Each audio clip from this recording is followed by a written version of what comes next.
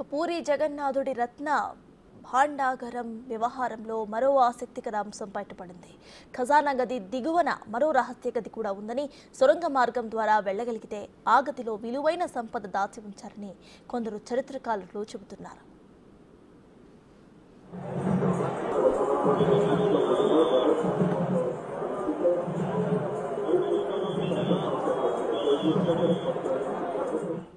ఈ సొరంగ మార్గం అన్వేషణకు 1902లో బ్రిటిష్ పాలనలో ప్రయత్నించి విఫలమైనట్లుగా చెబుతున్నారు. పూరి రాజు కపిలేంద్రదేవ్ తూర్పు, దక్షిణ రాష్ట్రాలను జయించిన సమయంలో బోల్డంత సంపదను తెచ్చి పురుషోత్తమునికి సమర్పించినట్టుగా చరిత్రలో ఉందని ప్రముఖ చరిత్రకారుడు నరేంద్ర కుమార్ మిశ్రా చెబుతున్నారు.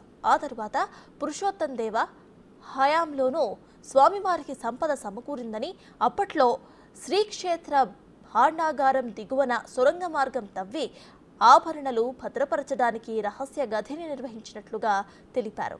ఇందులో 34 కిరీటాలు, రత్నాలు పొదిగిన స్వర్ణ సింహాసనాలు, మహాలక్ష్మికి సంపాదించిన వడ్డానాలు, కొలువుకు దేవతల పసడి విగ్రహాలు ఉన్నట్లుగా చరిత్ర చెబుతోందని వివరించారు. ఈ సంపద వెలకట్టలేనిదని, పట్టాభిషేకంలో భాగంగా గర్భగుడి నుంచి పతిత పావన గోపురం వరకు దేవతా విగ్రహాలు కొలువుదీరిన ఆధారాలు ఉన్నాయని వివరించారు.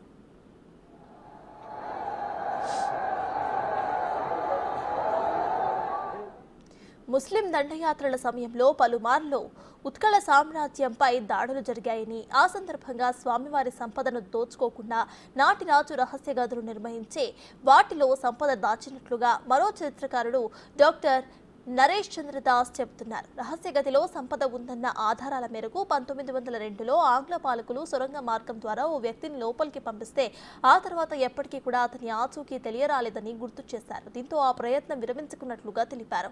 శంఖం ఆకృతిలో నిర్మించిన శ్రీక్షేత్రం ఆవరణలో రహస్య గదులు, మార్గాలు ఉన్నాయనడానికి ఆధారాలు ఉన్నా వాటిని కనుక్కునే సాహసం మాత్రం ఎవరూ చేయలేకపోయారని తెలిపారు.